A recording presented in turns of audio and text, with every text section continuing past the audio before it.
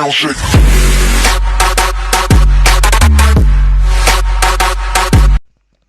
Salutare și bine v-am găsit la un nou episod de Minecraft. Acest episod va fi mai trist puțin, pentru că îl voi scoate pe Tony din serie. Da, ați auzit bine.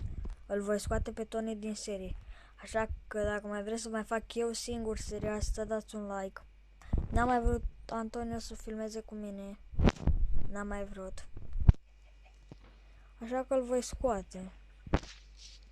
Și voi face doar singur, eu singur voi face seria. Adică tot ce vedeți aici va fi tot al meu. N-am mai vrut să mai filmeze cu mine. Da. Așa.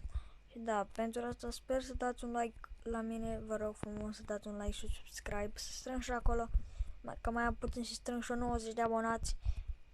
Dacă la acest episod să strâng câteva like-uri, vreo, nu știu, ziceți voi câte credeți că o să strâng, da, sper să strângă vreo multe like-uri, așa, vreo 10, da, îmi pare rău că îl voi scoate pe Tony din serie, dar nu mai vrea să mai filmeze cu mine, n-am ce să-i fac,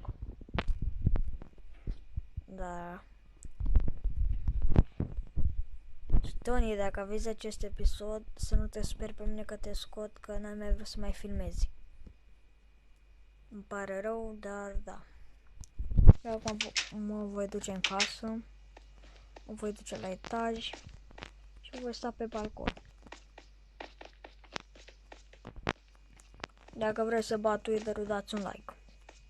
La următorul episod o să vedeți ce o să fac. În următorul episod o să vedeți ce o să fac. Așa, eu am fost Ștefan. Pa, pa!